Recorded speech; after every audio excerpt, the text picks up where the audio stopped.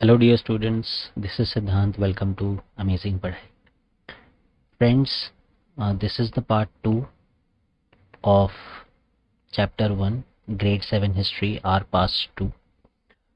In the first video, we discussed about the introduction, new and old terminologies, right? ये चीज़ें हमने पढ़ी थी.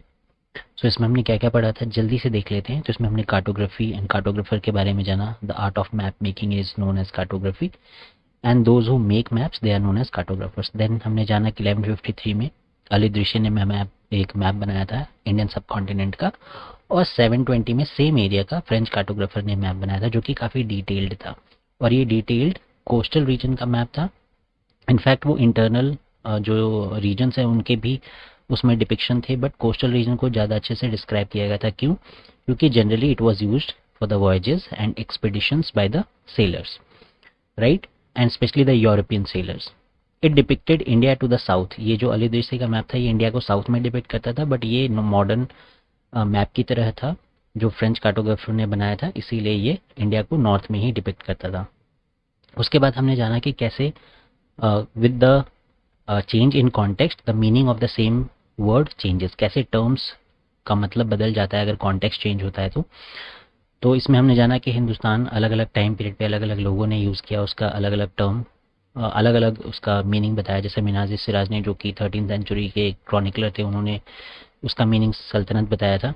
सिमिलरली अमीर खुसरो ने हिंद को जोग्राफी और उसके कल्चर को डिस्क्राइब करने के लिए यूज़ किया था. सिमिलरली बाबर ने भी. तो ये 13th सेंचुरी, फिर ये 14th और ये 15th सेंचुरी में अलग अलग लोगों ने सेम टर्म को यूज़ किया, और क्या क्या चीज़ें उन्होंने बताई उस पर्टिकुलर टर्म के बारे में ये हमने पढ़ा. उसके बाद हमने जाना कि फॉरेनर का मीनिंग मेडिवल टाइम पे क्या था और मॉडर्न टाइम में क्या है, राइट. तो आज हम इसके आगे कंटिन्यू करेंगे जो कि है हमारा हिस्टोरियंस एंड देयर सोर्सेस. तो सबसे पहले हम बात करते हैं हिस्टोरियंस की एंड देयर सोर्सेस की, कि हिस्टोरियंस पहले तो होते कौन है. अब देखिए, हिस्टोरियंस वो होते हैं जो हिस्ट्री लिखते हैं या जिनसे हमें हिस्ट्री के बारे में पता चलता है. तो जो भी चीज़ें आप पढ़ते हैं जनरली वो हिस्टोरियंस ही लिखते हैं, तो हमें वो पता चल पाता है और जो डिफरेंट इन्फॉर्मेशन है पास्ट के बारे में वो हमें उनसे इसके बारे में जानकारी मिलती है. और वो कैसे लिखते हैं वो हम पढ़कर ही जान पाते हैं, right.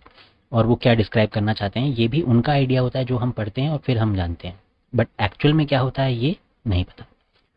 So historians use different types of sources to learn about the past. अब वो historians अपने खुद से मनगढ़ंत कहानियां तो नहीं लिखते हैं, वो ऑब्वियसली किसी सोर्स को एनालाइज करते हैं, राइट.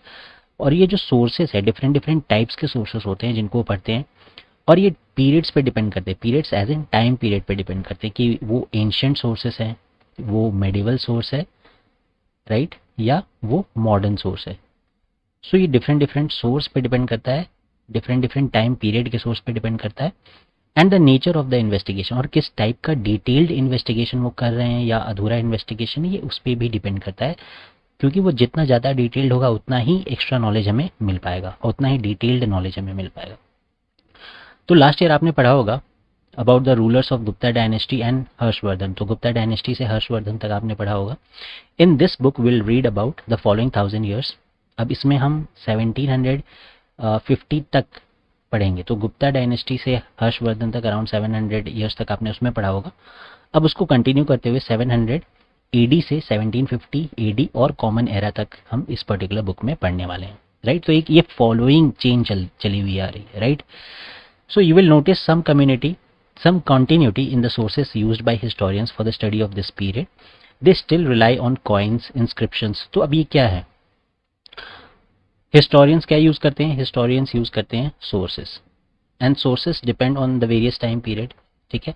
हिस्टोरियन सोर्सेस यूज करते हैं. अब ये सोर्सेस होती क्या क्या है, सोर्सेस में आपने पढ़ा होगा पहले भी, हम यूज करते हैं कॉइन्स, ठीक है. उसके बाद इंस्क्रिप्शंस, ठीक है. उसके बाद हम यूज करते हैं आर्किटेक्चर, किस टाइप की आर्किटेक्चर किस टाइम पीरियड पे मिलती हैं, राइट. एंड टेक्सचुअल रिकॉर्ड्स, जो लिखित चीज़ें हैं, रिटन डॉक्यूमेंट्स है, वो हम यूज़ करते हैं किस लिए, इंफॉर्मेशन को फाइंड आउट करने के लिए. But there is also considerable discontinuity. कई जगह आपको डिसकॉन्टिन्यूटी भी मिलेगी. The number and variety of textual records increased dramatically. अब यहाँ पे ये जो टेक्सचुअल रिकॉर्ड है अगर मैं आपसे पूछूं टेक्सचुअल रिकॉर्ड कब ज़्यादा आपको मिलेंगे, तो ऑब्वियसली अगर आप देखेंगे कि आप बीसी से कॉमन एरा की तरफ जा रहे हैं 0, उसके बाद एडी, लेट्स से 1750 एडी तक हम इस बुक में पढ़ेंगे। तो अगर आप यहाँ पे जा रहे हैं और लेट्स से हम 700 से हम स्टार्ट करते हैं अगर, और यहाँ पे लेट्स से 600 बीसी और यहाँ 700 एडी, तो आप देखेंगे कि जो टेक्सचुअल रिकॉर्ड है पहले क्या होती थी, पहले यहाँ पे क्या होती थी, यहाँ पे ये चीज़ें होती थी, वो होती थी मैन्यूस्क्रिप्ट, ठीक है, मैन्यूस्क्रिप्ट्स हुआ करती थी, ठीक है। अब यहाँ पे आते आते मैन्यूस्क्रिप्ट इंस्क्रिप्शन ये यहाँ पे भी होती थी, यहाँ पे भी होती थी, बट यहाँ पे आप देखेंगे कि मैन्यूस्क्रिप्ट से चीज़ें कैसे बदलने लगी, और मैन्यूस्क्रिप्ट से हम यहीं पे आप देखेंगे कि 13th सेंचुरी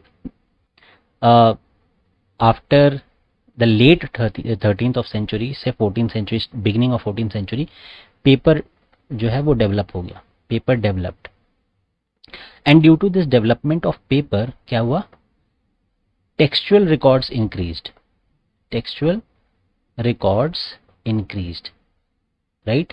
अब ये टेक्सचुअल रिकॉर्ड जब इंक्रीज कर जाएगा due to the development of paper, तो ऑब्वियसली जो डॉक्यूमेंट्स होंगे जिनको हमें जो हम सोर्स की तरह यूज़ करते हैं और डिफरेंट डिफरेंट पीरियड्स, वो भी बढ़ जाएंगी, right. So it increased this, इसीलिए हम ये कहते हैं कि the variety of textual records increased dramatically during this period. During which period? During the period of 700 to 1750। क्यों? क्योंकि यहाँ पे डेवलपमेंट ऑफ क्या हुआ, पेपर हुआ, पेपर के डेवलपमेंट की वजह से, टेक्नोलॉजी के डेवलपमेंट की वजह से ज़्यादा टेक्सचुअल रिकॉर्ड्स होने लगी, जिसके वजह से जो सोर्सेज थे, टेक्सचुअल रिकॉर्ड के सोर्सेज थे, वो बढ़ गए, ठीक है। अब मैन्यूस्क्रिप्ट और इंस्क्रिप्शंस के बजाय लोग टेक्सचुअल रिकॉर्ड रखा करते थे। They slowly dispersed other types of available information through this period. Paper gradually became cheaper and more available, more widely available. वो चीप भी हो गया और धीरे धीरे वो बहुत ज़्यादा मात्रा में अवेलेबल भी होने लग गया कॉमन लोगों को, जिससे ज़्यादा से ज़्यादा चीज़ें डॉक्यूमेंट होना स्टार्ट हो गई। अब वैल्यू ऑफ पेपर अगर आप देखते हैं तो middle of the 13th century, अगर एक स्कॉलर को कुछ कॉपी लिखनी होती थी या किसी पर्टिकुलर बुक की कॉपी चाहिए होती थी, तो he did not have enough paper. उस टाइम पे पेपर नहीं हुआ करती थी, मिडिल ऑफ 13th सेंचुरी, ठीक है। So he washed the writing of a manuscript he did not want, dried the paper and used it. तो मैन्यूस्क्रिप्ट जो, जिस मैन्यूस्क्रिप्ट को की उनको ज़रूरत नहीं होती थी, उस सेम मैन्यूस्क्रिप्ट को वो धोते थे, पहले उसको सुखाते थे एंड देन उसी में उसको लिखने के लिए यूज़ किया करते थे, राइट। इस तरीके से वो काम चलाते थे। लेकिन अगर एक सेंचुरी के बाद, यानी मिड ऑफ 13th सेंचुरी कितना हो गया, 1250, तो around 1 century later, that 1 century later what happened in the beginning of in the late in the middle of this 14th century, what happened, अगर आपको कुछ खाने के लिए भी चीज़ें चाहिए होती थी मार्केट से, तो you could be lucky and have the shopkeeper wrap it for you in some paper. तो यानी कि पेपर इतनी ज़्यादा अवेलेबल हो गई मार्केट में कि अगर आप कुछ खाने की चीज़ भी परचेज करते इस टाइम पीरियड पे, तो हो सकता था कि आपको वो शॉपकीपर उसको पेपर में लपेट के दे। तो ये देख सकते हैं कि आप कैसे पेपर की वैल्यू बदल गई और पेपर की वैल्यू चेंज हो गई with the development of more and more paper and with the availability of paper to the masses. Now people used it to write holy text. अब वो किस चीज के लिए पेपर यूज किया करते थे? यूज ऑफ पेपर, आप नोट्स साथ में बना लिया कीजिए, ठीक है। To write holy text, right, to write chronicles, chronicles को लिखने में वो यूज करते थे, chronicles specially of the rulers, ठीक है। फिर टीचिंग ऑफ सेंट्स,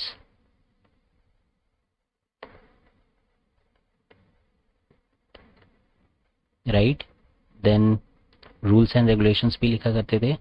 सो यहाँ पे you can write judicial records and petitions, ये भी वो मेंशन किया करते थे पेपर में। And they use to maintain register, what kind of register? For accounts and taxes, accounts and taxes, इसके लिए भी वो रजिस्टर मेंटेन किया करते थे, राइट। एंड ये जो मैन्यूस्क्रिप्ट थी they were collected by wealthy people, rulers, monasteries and temples. Manuscript collect किया जाने लगा किसके द्वारा?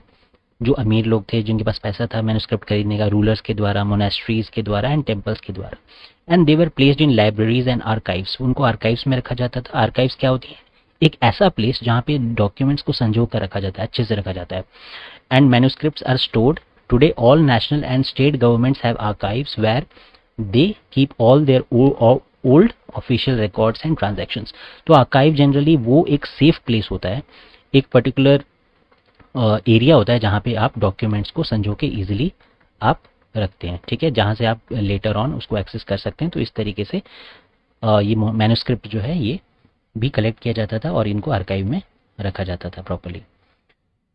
Now these manuscripts and documents provide a lot of detailed informations to historians, but they are also difficult to use। अब ये manuscript जो है ये बहुत डिटेल्ड इंफॉर्मेशन प्रोवाइड करती थी हिस्टोरियंस को, बट उनको यूज़ कर पाना थोड़ा डिफिकल्ट था। अब देखिए, there was no printing press in those days, so scribes copied manuscripts by hand. अब उस टाइम पे आपको पता है मैन्यूस्क्रिप्ट, हम मैन्यूस्क्रिप्ट क्यों बोलते हैं? ये भी हमने 6th क्लास में पढ़ा होगा, ठीक है। मैन्यूस्क्रिप्ट को मैन्यूस्क्रिप्ट क्यों बोलते हैं? ये वर्ड अपने आप में ही इसका डेफिनेशन है, मैनुअली रिटन स्क्रिप्ट, ठीक है। मैनुअली रिटन डॉक्यूमेंट, ठीक है, जो मैनुअली रिटन हो, जो अगर हाथ से लिख रहे हैं तो ऑब्वियसली मैन्यूस्क्रिप्ट हाथ से लिखी जाती थी। So there was no printing press in those days, so scribes copied manuscripts by hand. तो अगर एक स्क्राइब, अगर किसी को कॉपी चाहिए होती थी तो जो स्क्राइब्स होते थे, स्क्राइब्स जो होते थे, राइटर होते थे, वो कॉपी करते थे एक मैन्यूस्क्रिप्ट को दूसरे मैन्यूस्क्रिप्ट में। So if you have ever copied a friends homework you would know that this is not a simple exercise. तो अगर आप कई बार जैसे आप स्कूल नहीं जा पाते हैं या किसी काम से आपके नोट्स छूट जाते हैं, तो आप अपने फ्रेंड्स के नोट्स कॉपी करते हैं। तो आपको पता है कि अगर नोट्स काफ़ी ज़्यादा पढ़ाई हो चुकी है ऑलरेडी तो आपको कितना ज़्यादा नोट्स कॉपी करना पड़ता है, तो इसमें काफ़ी टाइम भी लगता है, ठीक है।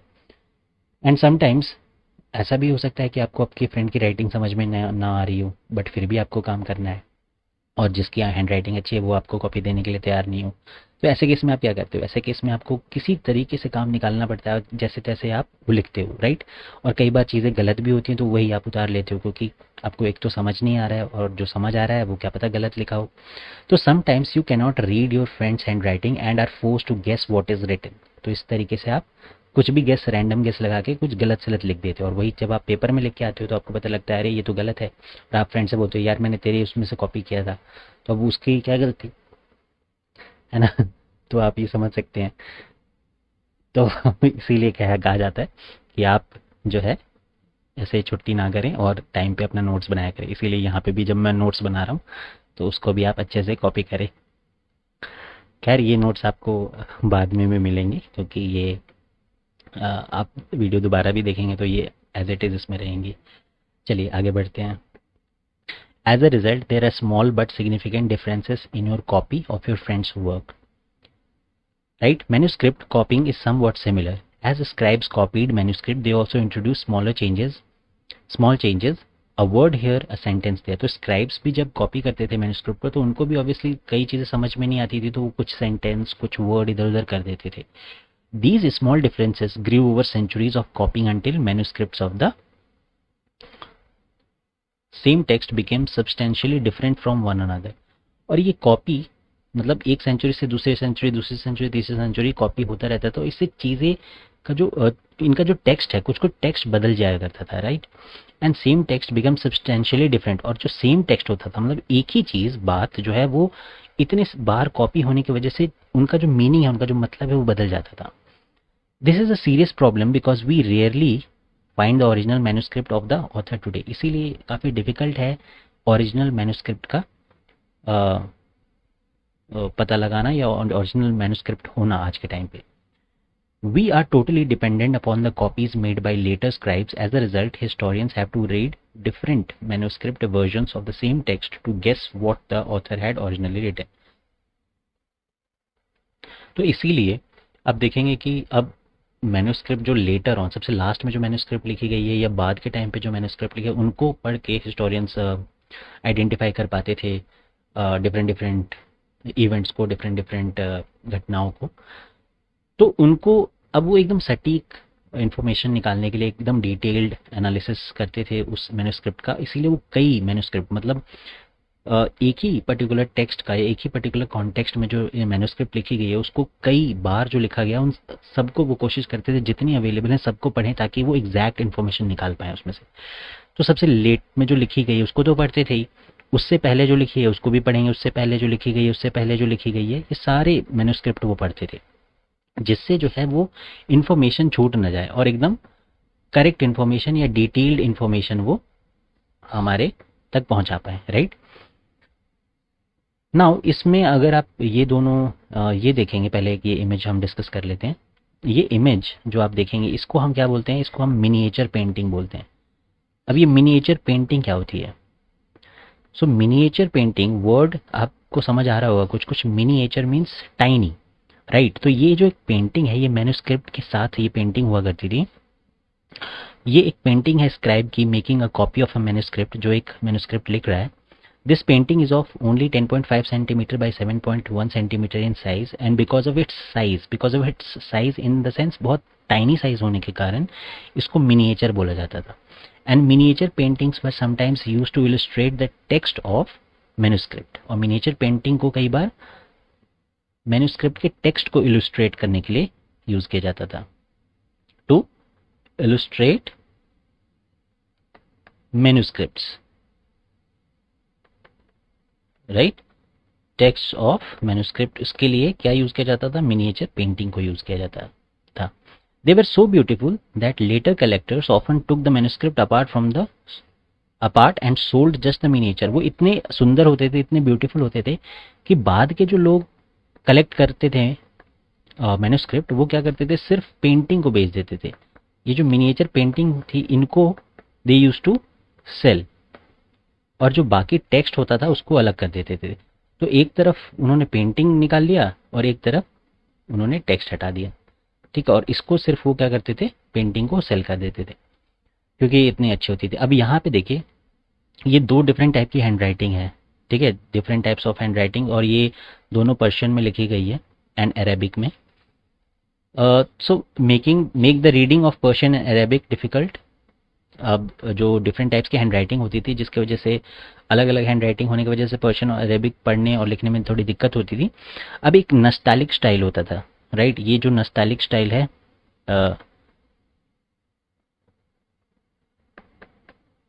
अब नस्तालिक स्टाइल क्या होता है? नस्तालिक स्टाइल वो होता है जिसमें चीज़ें लेफ्ट टू राइट लिखी जाती हैं इन कर्सिव हैंड राइटिंग।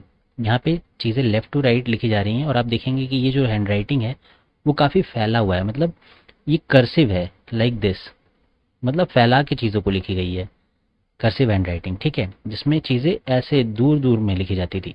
बट ये वाला जो आप टेक्स्ट देख रहे हैं यहाँ पे, सेम ये वाला टेक्स्ट जो है ये हमारा दूसरा स्टाइल है जिसको हम क्या बोलते हैं, जिसको हम शिकस्ते बोलते हैं, इसको हम बोलते हैं शिकस्ते। अब इसमें क्या होता है, इसमें चीज़ें काफ़ी, आप देखेंगे ये राइटिंग काफ़ी डेंस है, ठीक है, काफ़ी डेंस है। And also you will find dense, मतलब जैसे ये, अब जैसे मान लीजिए ये कर्सिव मैंने लिखा है इतना फैला के, अब यहाँ पे कर्सिव लिखना है तो मैं ऐसे लिखूंगा। अब देखिए ये कर्सिव है, तो अब यहाँ पे मतलब ये कर्सिव हैंड राइटिंग नहीं है, जस्ट मैंने आपको समझाने के लिए बताया। सपोज मैं कुछ और लिखता हूँ, जैसे मान लीजिए शिकस्ते ही लिखता हूँ मैं, तो इसको मैं ऐसे लिखूंगा शिकस्ते। आपको समझ आया? अब यहाँ पे ये इतना डेंस है कि इसको पढ़ पाना डिफिकल्ट है, लेकिन अगर मैं कर्सिव हैंड राइटिंग में यही लिखूँ शिकस्ते, तो ये कुछ ऐसे होगा, राइट, ये कुछ ऐसे होगा क्योंकि इसको फैला के लिखा गया है। तो ये पढ़ने में ये काफ़ी आसान होता था, ये होता था easy to read and write, और ये होता था डिफिकल्ट, राइट, ये होता था difficult.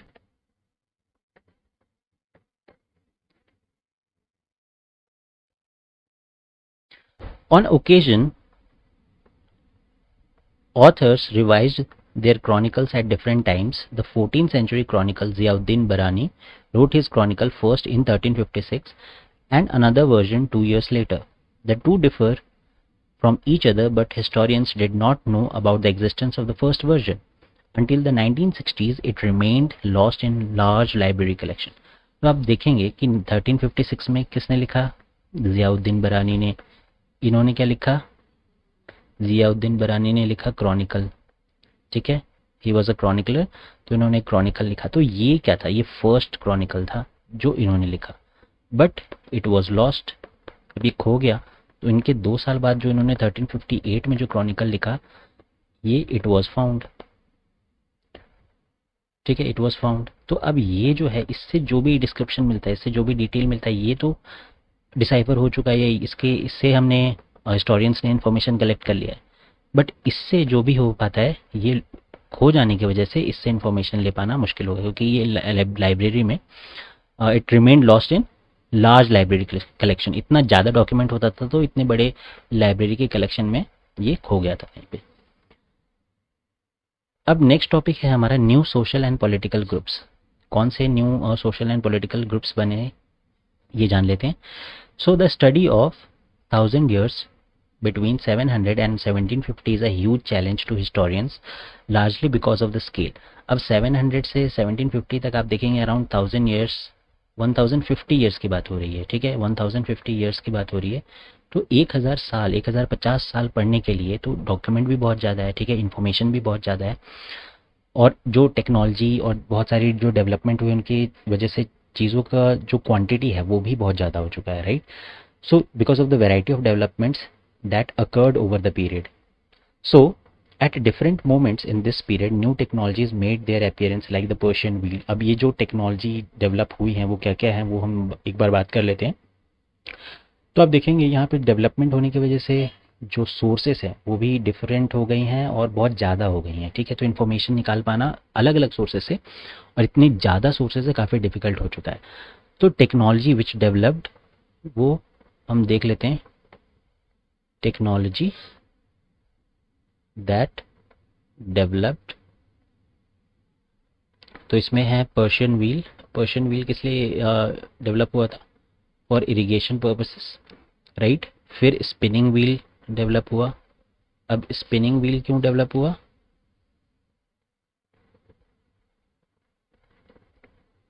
Spinning wheel to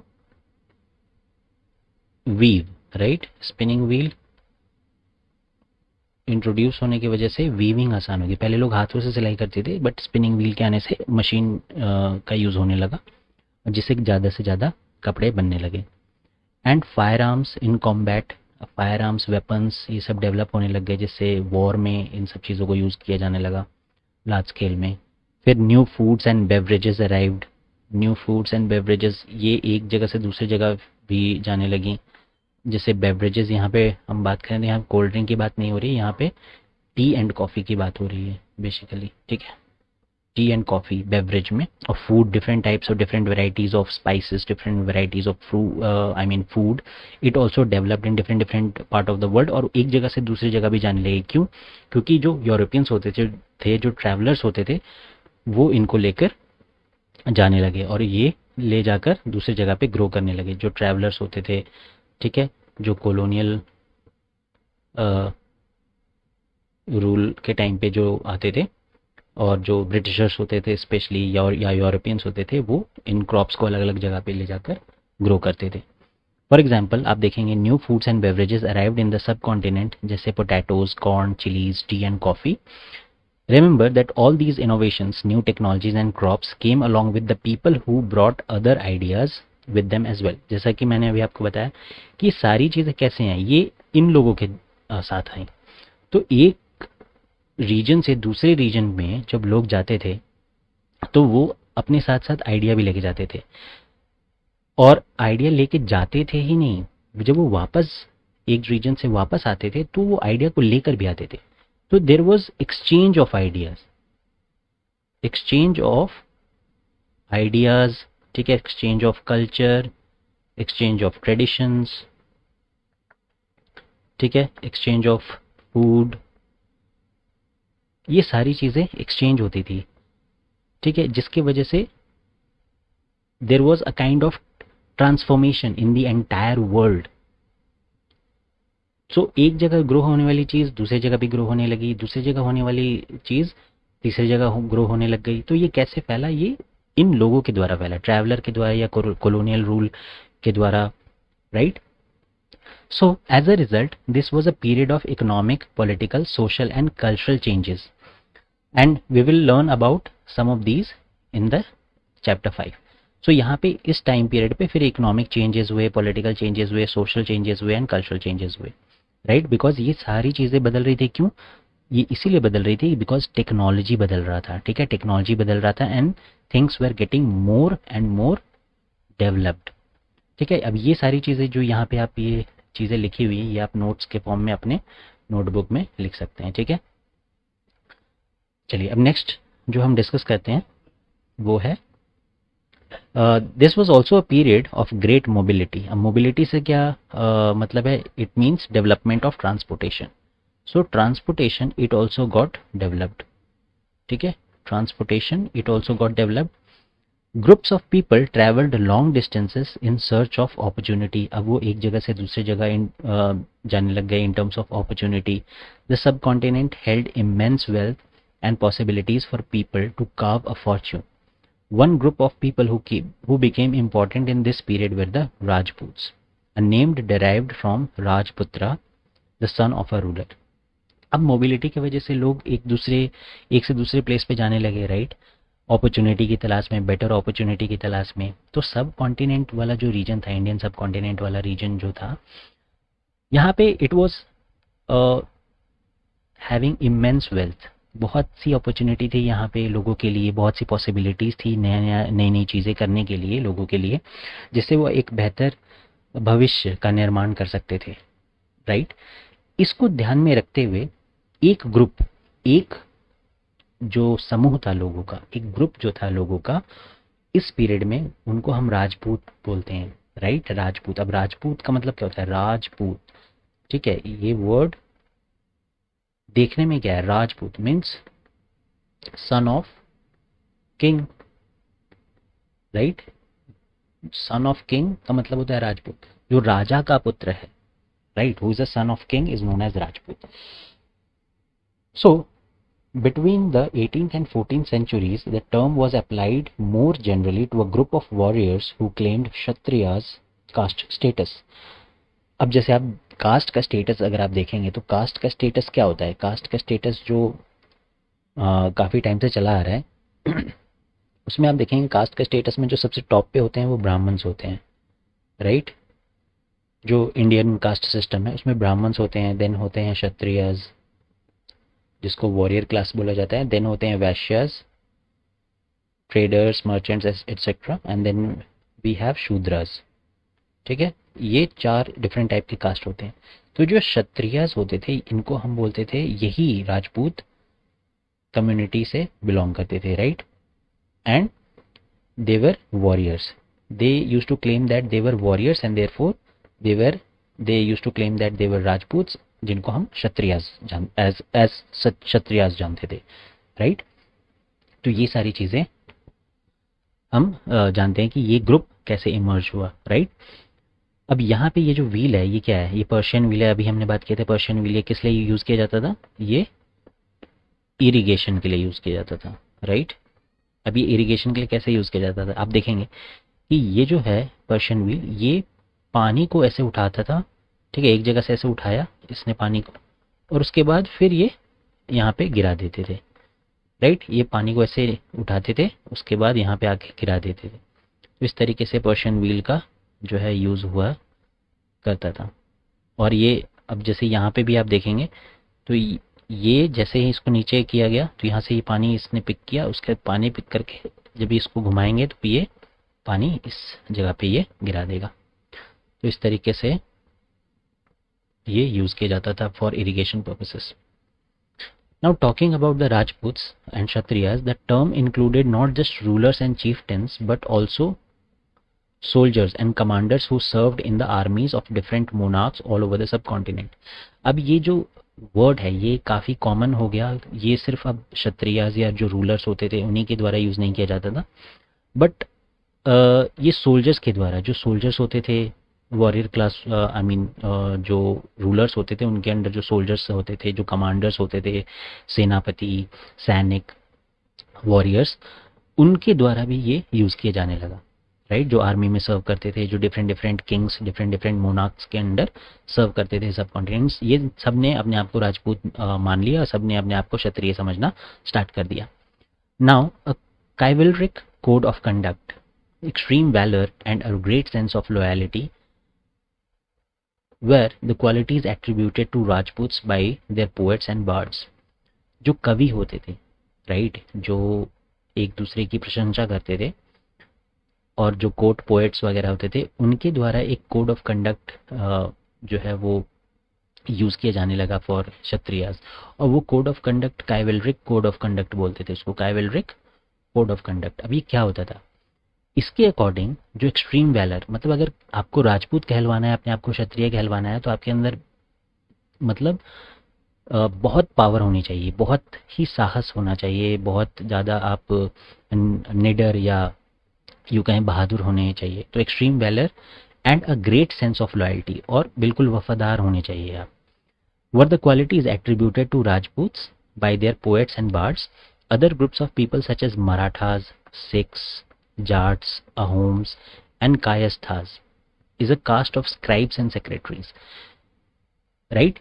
other group of people, अब ये राजपूत का कास्ट था, उसके बाद जो अदर ग्रुप ऑफ पीपल यहाँ पे इमर्ज हुए वो थे मराठाज, सिख्स, जाट, अहोम्स एंड कायस्थास।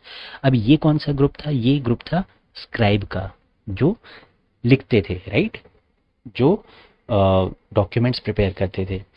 उसके बाद सेक्रेटरीज हुआ करते थे इसमें, जो सचिव हुआ करते थे। Also use the opportunity of the age to become politically important, और इन्होंने भी उस टाइम पीरियड का यूज़ किया अपने आप को उठाने के लिए, अपने आप को स्टैब्लिश करने के लिए, अपने आप को सेटल करने के लिए, अपनी पहचान बनाने के लिए। Now throughout this period there was a gradual clearing of forest and the extension of agriculture, a change faster and more complete in some areas than in others। अब यहाँ पे फॉरेस्ट जो है, इसको ये क्लियर किया जाने लगा, ये इसलिए क्लियर किया जाने लगा ताकि ज़्यादा से ज़्यादा कल्टीवेशन हुआ करे, ज़्यादा से ज़्यादा खेती की जा सके। Changes in their habitat forced many forest dwellers to migrate. अब आपको पता है कि फॉरेस्ट में कौन रहता है, फॉरेस्ट में रहते हैं ट्राइबल लोग, राइट, फॉरेस्ट ड्वेलर्स, जिनको हम ट्राइबल पीपल बोलते हैं।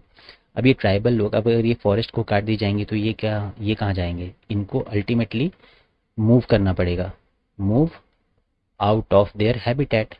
और इनका हैबिटेट क्या था, इनका हैबिटेट था फॉरेस्ट, जिनको तो काटा जा रहा है। काटा क्यों जा रहा है, एग्रीकल्चर के लिए।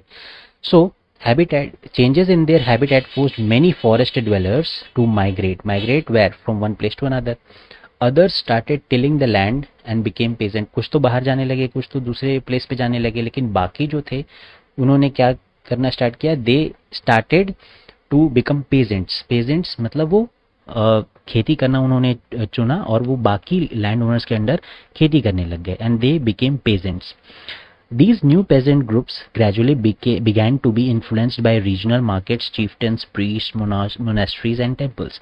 और ये काफ़ी पॉपुलर हो गए इन रीजनल मार्केट, ठीक है, अलग अलग जगह के बाज़ारों में, चीफ्टेंस, प्रीस्ट, मोनास्ट्रीज एंड टेम्पल्स, हर जगह मोनास्ट्रीज यानी मठों में, मंदिरों में जो प्रीस्ट थे, साधु संत, उनके जगह पे ये काफ़ी ज़्यादा पॉपुलर हो गए, right. And they began to be influenced by different regions। They became a part of large complex societies and were required to pay taxes and offer goods and services to local lords। अब ये यहाँ पे अलग अलग सिर्फ agriculture में तो काम करते ही थे, ठीक है, और ये अलग अलग जगह पे जैसे रीजनल मार्केट में भी काम करने लग गए, चीफ्टेंस के यहाँ, प्रीस्ट, मोनास्ट्री, टेम्पल में भी काम करने लग गए, क्योंकि इनके पास तो अब जो एकमात्र जो इनका घर था, राइट, फॉरेस्ट, वही इनसे छीन लिया गया। तो इनको मतलब कहते हैं ना कि तितर बितर हो गए, एक जगह से स्टार्ट किए अपना घर, जब उनका बिखर गया तो वो अलग अलग डायरेक्शन में मूव करना उन्होंने स्टार्ट किया, जिसके वजह से वो मार्केट में भी चले गए, प्रीस्ट के यहाँ एग्रीकल्चर करना स्टार्ट कर दिया, ठीक है, डिफरेंट कॉम्प्लेक्स सोसाइटीज़ में उन्होंने अपने आप को इस्टेब्लिश किया, और मतलब अलग अलग कामों में वो अपना हाथ बटाने लगे, जिसके वजह से they became a part of large complex society का वो पार्ट बन गए एंड वे रिक्वायर्ड टू पे टैक्सेस, जिसके अब वो काम करते थे, पैसे कमाते थे, तो उनको टैक्स भी देना है। They use to offer goods and services to local lords, local जो लॉर्ड्स होते थे, ज़मींदार होते थे, उनके यहाँ भी उनको काम करना होता था। ठीक है, अपना काम करके भी वो अपना टैक्स कई बार चुकाते थे, या एक तरीके से वो बॉन्डेड लेबर की तरह भी उनको काम करना पड़ता था। As a result significant economic and social differences emerged among peasants, जिसकी वजह से अलग अलग पेजेंट के अंदर जो है ये अलग अलग डिफरेंसेस, सोशल डिफरेंसेस इमर्ज हुआ and also it led to economic differences. अगर कोई अच्छे लैंड ओनर के यहाँ काम कर रहा है उसको ज़्यादा पैसे मिल रहे हैं किसी के यहाँ, और कोई बहुत गरीब है या खेती कर रहा है उसको पैसे नहीं दिए जा रहे हैं, तो ये इकोनॉमिक डिफरेंसेस भी काफ़ी देखने को मिला। सम पोजेस्ड मोर प्रोडक्टिव लैंड, अब किसी के पास, जैसे कि मैंने बताया, किसी के पास ज़्यादा लैंड हो गए प्रोडक्टिव, ठीक है, and others also kept cattle, किसी के पास अच्छे खासे पशु हो गए, मतलब कैटल उन्होंने रखना स्टार्ट कर दिया। And some combined artisanal work with agricultural activity during the lean season, और कुछ आर्टिसनल वर्क मतलब स्कल्पचर बनाना, different different kind of artisan work के साथ साथ उन्होंने कल्टिवेशन करना भी स्टार्ट किया। As society became more differentiated people were grouped into jatis, जैसे ही सोसाइटी और ज़्यादा बढ़ने लगी, लोगों को जाति में ग्रुप करना स्टार्ट किया जाने लगा, जाति प्रथा जो है वो स्टार्ट होने लगी और जाति में लोगों को बांटा जाने लगा। सब caste and ranked on the basis of their background and their occupations started, and ranks were not fixed permanently and varied according to the power, influence and resources controlled by members of the जाति। और ये जाति या सब cast जो है वो बनने लगी और इसके साथ साथ रैंक दिए जाने लगे। ठीक है, और ये रैंक जो है परमानेंट नहीं होता था, ये according to the job, according to the occupation ये चेंज हुआ करता था, according to the job, occupation, power and resource that you have, उसके अकॉर्डिंग ये रैंक बदलती थी। तो अगर आपके पास ज़्यादा पावर है, इन्फ्लुएंस है, ज़्यादा रिसोर्सेस है, अवेलेबल है, तो आप रैंक आपका ऊपर होगा। अगर आपके पास ये सारी चीज़ें कम है तो ये आपका रैंक नीचे हो जाएगा, right.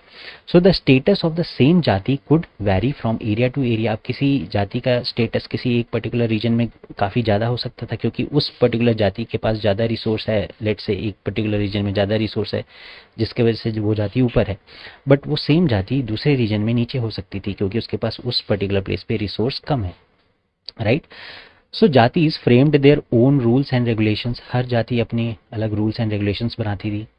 To manage the conduct of their members, अब वहाँ के अपने मेंबर्स का के रूल्स एंड रेगुलेशंस वो खुद बनाती थी ताकि ये पता ये अपने जाति के लोगों का जो है कंट्रोल कर सके, या उनका जो बिहेवियर जो है और या जो डेली एक्टिविटी है उनको कंट्रोल किया जा सके। ठीक है, तो ये उन्होंने करना स्टार्ट किया, रूल्स एंड रेगुलेशंस बनाने स्टार्ट किए to manage the conduct of their members. These regulations were enforced by an assembly of elders. और ये कौन बनाते थे? जनरली आपके भी अगर मैं पूछूँ घर के डिसीजन कौन लेता है, तो घर के डिसीजन जनरली एल्डर्स लेते हैं। तो जो ये जाति होती थी, ठीक है, ये जो जाति है इनके जो एल्डर्स होते थे, they use to make rules and regulations. Rules and regulations for what? For the conduct, general conduct of the people of this particular jati, any particular jati. So described in some areas and jati panchayat, और ये जाति पंचायत भी हुआ करती थी जिसमें लोग एक दूसरे के different type of decisions were used to take place. ठीक है, अलग अलग डिसीजंस लिए जाते थे और अलग अलग फैसले लिए जाते थे, अलग अलग चीज़ों पे बातचीत होती थी। But jatis were also required to follow the rules of their villages. वो एक पर्टिकुलर विलेज जिसमें वो रहते थे उसके भी रूल्स को उनको फॉलो करना पड़ता था। तो जाति के रूल होते थे प्लस विलेज का भी जो रूल्स एंड रेगुलेशंस होता था उनको भी इस जाति को फॉलो करना पड़ता था। Several villages were governed by a chieftain. अब ये विलेज को कौन गवर्न करता था? विलेज अंडर आता था चीफटेन के, जो चीफटेन्स होते थे उनके अंडर में ये विलेज आता था, right. Together there were only one small unit of a state. और ये सब विलेज जो है वो किसके अंदर आते थे? They all were part of one single state. तो स्टेट के अंदर ये चीफटेंस आते थे, चीफटेंस के अंदर ये विलेज आते थे, विलेज के अंदर अलग अलग जातीज होती थी जिन्हें हम सब कास्ट भी बोलते हैं। ठीक है, तो ये सारी चीज़ें हैं जो हमने इसमें पढ़ी, ठीक है। हैबिटेट, अच्छा हाँ, हैबिटेट क्या होता है ये अभी मैंने आपको बताया था, जहाँ पे लोग रहते हैं, ठीक है। तो ये भी आपने समझ लिया होगा, नहीं समझा तो मैं फिर से समझा देता हूँ। हैबिटेट वो होता है, refers to the environment of a region and the social and economic lifestyle of its residents. तो एक पर्टिकुलर रीजन में जहाँ पे लोग रहते हैं उसको हैबिटेट बोलते हैं। फॉर एग्जांपल लेट से आप अगर इसी एक पर्टिकुलर रीजन में रह रहे हैं, तो आपका एक अपना इन्वायरमेंट सेटअप है, आपका एक अपना इन्वायरमेंटल सेटअप है, ठीक है। आपका एक अपना लाइफस्टाइल है which is quite common to all the other let's say people living in your house. तो आपके पूरे घर का हैबिटेट वही है, ठीक है, जिसमें एक कॉमन इन्वायरमेंट है, सबकी एक कॉमन, हालांकि लाइफस्टाइल डिफरेंट हो सकती है, बट लाइफ डेराइव इस पर्टिकुलर इन्वायरमेंट से ही हो रही है, और वो इन्वायरमेंट क्या है, वही हैबिटेट है किसका, आपका। तो सिमिलरली इन पेजेंट्स का भी अपना हैबिटेट कौन सा होता था, forest. Forest were their habitat, और ये फॉरेस्ट ही एक इन्वायरमेंट थी जो उनके लाइफस्टाइल को डिटरमाइन करती थी, राइट, उनके सराउंडिंग को डिटरमाइन करती थी। तो इस तरीके से हमने ये चीज़ों के बारे में पढ़ा। अब हमारा जो नेक्स्ट पार्ट होगा, पार्ट 3, उसमें हम रीजन एंड एम्पायर के बारे में पढ़ेंगे, ठीक है। आई होप आपने साथ में नोट्स भी बना लिया होगा। चलिए अब हम नेक्स्ट वीडियो में पार्ट 3 डिस्कस करेंगे। जल्दी से देख लेते हैं एक बार हमने जो भी पढ़ा है। हाँ, तो हमने हिस्टोरियंस एंड देयर सोर्सेज के बारे में पढ़ा कि अलग अलग टाइम पे अलग अलग अमाउंट के सोर्सेज जो है अवेलेबल होने लगे, एंड इनका जो क्वांटिटी है ये बढ़ने लगा। कैसे पेपर डेवलप हुआ जिसकी वजह से टेक्सचुअल रिकॉर्ड है ये बढ़ने लगा, पेपर का यूज़ किस किस चीज़ के लिए होता था ये भी हमने जाना, ठीक है। और मैन्युस्क्रिप्ट को कैसे लोग स्क्राइब्स कॉपी करते थे क्योंकि उनके पास पहले पेपर नहीं हुआ करते थे, और उसके साथ साथ वो मिनिएचर पेंटिंग भी टेक्स्ट में मैन्युस्क्रिप्ट में आने लगा। तो बाद में उन्होंने क्या किया, मैन्युस्क्रिप्ट में से टेक्स्ट हटा के वो सिर्फ मिनिएचर पेंटिंग्स को बेचा करते थे, राइट। उसके बाद हमने ये जाना कि दो टाइप की Arabic and Persian style of writing होती है। एक होती है cursive which is Nastaliq, left to right लिखते हैं, और एक होती है शिकस्ते जो कि काफ़ी डिफिकल्ट होती है क्योंकि वो बहुत ज़्यादा डेंस और क्लोज होती है एक दूसरे से। उसके बाद हमने जाना कि कैसे डिफरेंट डिफरेंट टेक्स्ट को पढ़ना पड़ता था सेम हिस्ट्री के लिए, क्योंकि कई बार रिकॉर्ड्स मिलते नहीं थे इतने लार्ज कलेक्शन होने की वजह से। उसके बाद हमने जाना new social and political groups जैसे राजपूत इमर्ज हुए, ठीक है। उसके बाद उससे पहले हमने ये जाना कि टेक्नोलॉजी कैसे डेवलप हुई।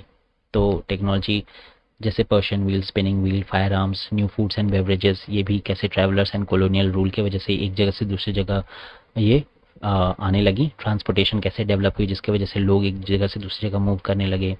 कैसे राजपूत्स इमर्ज हुए और क्या कौन कौन से लोग अपने आप को राजपूत कहते थे। फिर हमने ये देखा ये स्पिनिंग, ये जो पर्शियन व्हील है उसके बारे में हमने जाना। उसके बाद हमने बात किया different different other groups like Maratha, Sikhs, Jats, Ahoms and Kayasthas जो अपने आप को स्क्राइब्स एंड सेक्रेटरीज के काम में अपने आप को वहाँ पे जो है अपना योगदान देते थे। उसके बाद हमने जाना कैसे फॉरेस्ट ड्वेलर्स को हटना पड़ा due to clearing of forest and agriculture, फिर जिसकी वजह से ज़्यादा होने लगा, एंड कैसे पेजेंट्स अलग अलग काम में अपना जो है अपना हाथ बटाने लगे और कैसे वो अलग अलग काम करने लगे।